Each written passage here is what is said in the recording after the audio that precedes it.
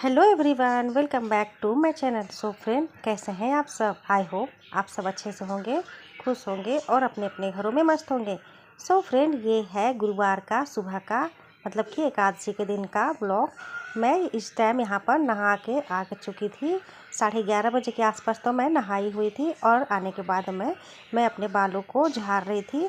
हमें स्वच्छ रहकर ही पूजा करनी चाहिए। बाद में आप चाहे तो इसे लगा सकते हैं, लेकिन हाँ, तीज में जो हम लोग सजते हैं उसके बारे में बात करिए तो वो अलग ही होता है। वो तो सुहागिनों के लिए होता ही है, सजने संवरने 16 श्रृंगार करने का पर्व। लेकिन ऐसे जब हम नॉर्मली घर में पूजा करते हैं तो हमें ज़्यादा अपने फेस पे चीज़ें नहीं लगानी चाहिए। श्रृंगार तो हमारा क्या हुआ, श्रृंगार हमारा होता है सिंदूर से, बिंदी से, चूड़ी से, काजल से।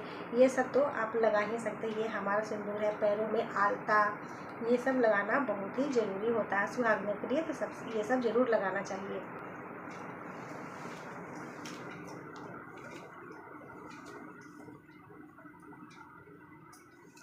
तो मेरे बाल में बहुत ही लट्ठे हो गए हैं, तो इसे सुलझाना बहुत ही मुश्किल है, तो इसे मैं बाद में सुलझाऊंगी। अभी मैं ऐसे ही झाड़ लेती हूँ।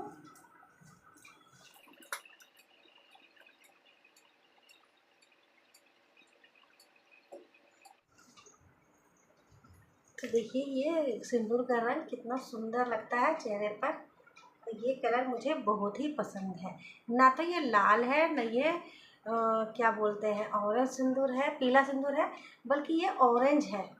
तो ये सिंदूर मुझे बहुत ही, इसका कलर पसंद है, इसलिए मैं पूजा पाठ में इस सिंदूर को ज़रूर लगाती हूँ। सो फ्रेंड, देखिए, मैं अभी रेडी हो चुकी हूँ और अभी मैं जा रही हूँ आलता लगाने के लिए, क्योंकि आलता के बिना तो कोई भी पूजा पाठ श्रृंगार अधूरा ही होता है, निशान ना हो जाए।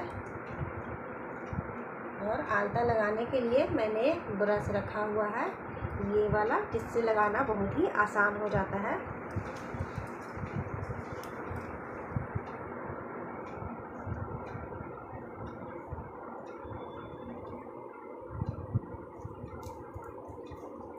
आलता ना अपने से आप लगाइएगा तो मन नहीं करेगा, लगेगा ना कोई और आलता लगा देता है तो बहुत ही अच्छा लगता है।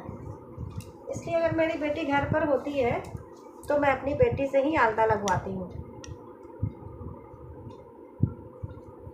और मुझे ऐसे भरे भरा हुआ आलता लगाना बहुत ही अच्छा लगता है। इससे ना बहुत ही सुंदर दिखता है पैर। आलता लगाने के भी अलग अलग डिज़ाइन होते हैं, लोग बहुत तरह तरह के डिज़ाइन के लगाते हैं, लेकिन मैं उतना डिज़ाइन ट्राई नहीं करती, बस सिंपल सा ही लगा लेती हूँ। पैर बस इतना सा ही लग जाए तो इतने सुंदर दिखने लगते हैं।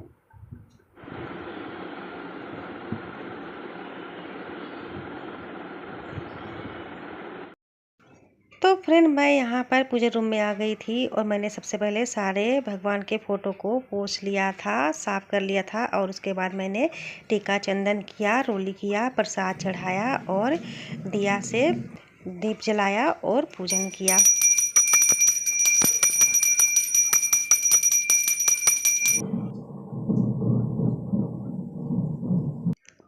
फिर मैं आसनी बिछाकर बैठ गई थी और फिर मैंने किताब निकाल कर एकादशी व्रत की कथा भी पढ़ी थी। ये कथा पढ़नी और सुननी बहुत ही ज़रूरी होती है व्रत में, इसलिए कथा ज़रूर ही सुननी चाहिए। तो फ्रेंड देखिए, अभी तुरंत जस्ट बहुत ज़ोरों से बारिश हवा शुरू हो गई है और साथ में हवा भी चल रही है।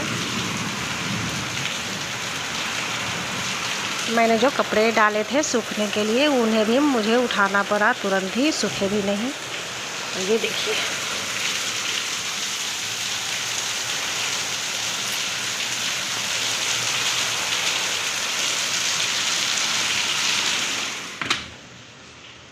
मेरी पूजा हो गई है पूरी। अब तो कुछ करना है नहीं, ना तो हमें कुछ खाना है ना तो कुछ पीना है, तो बस दिन भर ऐसे ही रहना है और काम करना है। तो मैं तो शाम तक देखती हूँ, मेरी बेटी आएगी तो शाम का खाना तो मेरी बेटी ही बनाएगी, क्योंकि मैं तो कुछ कर पाऊँगी नहीं, क्योंकि मेरा शरीर तो आलस से भर जाता है व्रत में। अब जब मेरी बेटी नहीं थी तो मैं ही करती थी, कोई और करने तो आता नहीं था। तो अभी मैं जा रही हूँ, थोड़ा आराम करूँगी, हो सके तो सो भी जाऊँगी। और दूसरे दिन कल सुबह उठकर 5 बजे घर में अच्छे से झाड़ू पोछा करने के बाद नहाकर साफ कपड़े पहनकर फिर मैं पूजा करने के बाद मैं पारण करूँगी। पारण भी निर्जला एकादशी में लाल फल से किया जाता है, जैसे कि तरबूज हो गया, उससे करते हैं। तो मुझे तो पारण में सबसे ज़्यादा पसंद है नींबू का शरबत पीना, क्योंकि पानी जब पेट के अंदर जाता है तो अब ही मन को शांति मिलती है। खाना पीना तो दूर की बात है, वो तो देखा भी नहीं जाता। तो फ्रेंड, और देखिए मैंने आज ये साड़ी पहनी है, ये है साड़ी। तो आपको ये साड़ी कैसी लगी? मुझे तो ये साड़ी बहुत ही पसंद है। ये मेरे पति के पसंद की साड़ी है, वो ही लाए थे अपने पसंद से। हल्की है, लगता ही नहीं है कि ज़्यादा भारी साड़ी है, और शरीर में बहुत ही कंफर्टेबल होती है। तो आपको ये साड़ी कैसी लगी कमेंट करके ज़रूर बताइएगा। सो फ्रेंड, मैं पारण के सुबह 4:45 पर उठ गई थी और मैंने पूरे घर में झाड़ू लगा लिया था सबसे पहले, और पोछा कर लिया था। सब लोग सोए हुए थे, इसलिए मैंने लाइट भी अच्छे से नहीं जलाया था। और फिर मैं सारे अच्छे से घर को साफ़ करने के बाद में नहा कर आ गई थी, और मैंने पहने थे ये साड़ी हरे रंग की। फिर मैंने यहाँ पर अपने बालों को किया कंघी और लगाया सिंदूर अच्छे से ऑरेंज कलर की, और फिर मैं चली गई पूजा रूम में। तब तक 5 बज चुके थे, और मैंने भोग लगाया केले का और मकुदाना का। फिर मैंने बाहर तुलसी माता को भी जल चढ़ाया और पूजन किया और प्रसाद चढ़ाया। तब तक सूर्य भगवान भी उग चुके थे, और मैंने सूर्य भगवान को भी जल चढ़ाया। उसके बाद अपने घर में भी मैंने दीप जलाया और चारों तरफ अपने घर में दीप दिखाया। उसके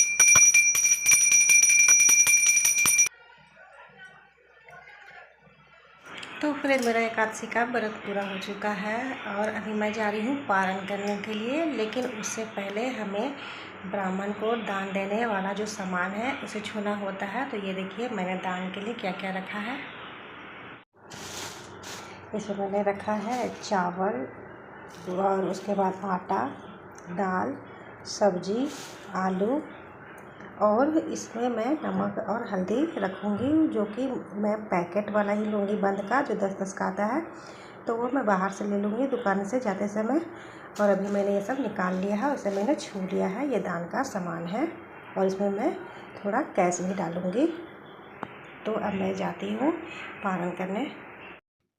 यहाँ पर मैं पारण करने के लिए बैठी हुई थी, तो मैंने यहाँ पर लिया था 2 केले, और ये छोटा सा जो गिलास है उसमें मैंने गंगा जल रखा हुआ था, और ये छोटी सी कटोरी था उसमें मैंने दूध लिया था कच्चा, और ये है गिलास में पानी। और ये जो बगल में कोल्ड ड्रिंक है वो मैंने बाद में पीने के लिए रखा हुआ था, क्योंकि मुझे ये जब भी मैं व्रत करती हूँ तो उपवास के दिन मैं कोल्ड ड्रिंक पीना बहुत पसंद करती हूँ, क्योंकि मेरे पेट में जो लहर होती है वो इससे थोड़ा अच्छा लगता है। तो मैंने यहाँ पर सबसे पहले 2 तुलसी पत्ते, गंगा जल और दूध से पारण किया, क्योंकि इस समय जब हमें लाल फल नहीं मिलता है तो हम इसी से फल का पारण करते हैं। और तरबूज हमें मिली नहीं थी, क्योंकि ये जो जेठ था 2 महीने का पड़ा था, ये बहुत ही आगे चला गया था। तो मुझे मेरे हस्बैंड को तरबूज कहीं नहीं मिला था, तो इसलिए मैंने सोचा कि मैं पारण कर लूँगी गंगा जल, तुलसी पत्ते और कच्चे दूध से। इससे भी पारण करना अच्छा ही माना जाता है, किसी भी व्रत हो में, चाहे जो भी व्रत हो, गंगा जल और तुलसी पत्ते और कच्चे दूध से अच्छा कोई भी चीज़ नहीं होता है पारण करने के लिए।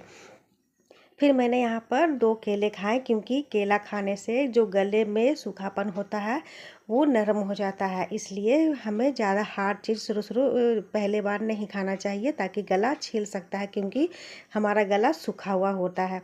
और उसके बाद मैंने जब केला खा लिया था तो फिर मैंने बाद में कोल्ड ड्रिंक पिया था। इससे मेरे जो पेट में गर्माहट होती है वो शांत हो जाती है, क्योंकि इसमें सोडा होता है, इसलिए मैं इसे पीना पसंद करती हूँ। और ये मेरी आदत बहुत सालों से है, क्योंकि मैं तीज, जितिया जो भी व्रत करती हूँ तो मेरे हस्बैंड जानते हैं कि मैं पारण के दिन कोल्ड ड्रिंक पीती हूँ 1 गिलास। तो फ्रेंड, मैंने यहाँ पर अपना व्रत खोल लिया था, तो अब मैं खाना बनाने की तैयारी करने जा रही हूँ थोड़ी देर के बाद। उससे पहले मैंने चाय बनाई थी, क्योंकि मेरे हस्बैंड ने भी अभी तक चाय नहीं पी थी। सुबह के 6 बज रहे थे और हमारी शुरुआत चाय से ही होती है। तो मैंने अपना व्रत खोलने के बाद चाय बनाया और 2 कप में लेकर गई अपने लिए और अपने हस्बैंड के लिए, और बैठ के हमने चाय पिया। जब मैं कैमरे में ऐसे देख रही थी अपने आप को, तो मेरे हस्बैंड मुझे देख कर, तो फ्रेंड देखिए आज मैं खाने में क्या क्या बना रही हूँ। सबसे पहले तो ये है आलू और गोभी की सब्जी, और यहाँ पर मैंने बना रही हूँ कढ़ी। और बड़ी के लिए मैंने यहाँ पर देखिए घोल तैयार करके रखा हुआ है, इसे मैं बनाऊंगी तो उसमें डालूंगी। और यहाँ पर मैंने अपने लिए थोड़ा सा चावल डाल दिया है। और ये देखिए, ये है भिंडी के भुजिया जो कि मैंने अभी ही बनाया है। और ये है चने के पकौड़े जो कि मैंने घोल के रखे हुए हैं, और इसमें गर्मा गर्म बनाऊंगी तो फिर खाऊंगी।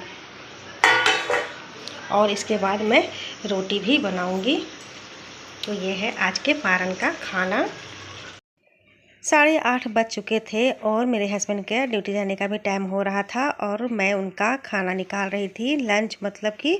तो मैंने सोचा था कि मैं भी उन्हीं के साथ में बैठकर खाऊंगी, इसलिए मैं भी अपने लिए प्लेट में खाना निकाल रही थी। और मेरी बेटी बगल में रोटी बना रही थी, क्योंकि मैंने उसे कहा था कि सब कुछ मैंने तैयार कर दिया है, तो तुम सिर्फ रोटी बना दो। तो वो रोटी बना रही थी, और मैंने एक प्लेट में रोटी, चने के पकौड़े, सब्जी, भुजिया निकाली हुई थी। और मैंने अपने प्लेट में सारे खाना निकाला था, जैसे कि कढ़ी, चावल, रोटी, क्योंकि मेरा ये सारे खाने खाना ज़रूरी था। अभी चावल द्वादशी के दिन खाना ज़रूरी होता है, इसलिए मैंने अपने प्लेट में चावल भी निकाले हुए थे, और मेरे हस्बैंड के प्लेट में सिर्फ रोटी ही थी। तो फ्रेंड मैं ब्लॉग को करती हूँ यहाँ पर एंड। आपको ये ब्लॉग कैसा लगा हमें कमेंट करके ज़रूर बताइएगा। वीडियो पसंद आई हो तो वीडियो को लाइक करें, शेयर करें, और अगर चैनल पर नए हैं तो ऐसे ही ब्लॉग को देखने के लिए चैनल को सब्सक्राइब ज़रूर कर लें। तो मिलती हूँ नेक्स्ट ब्लॉग में, तब तक के लिए bye bye and thanks for watching.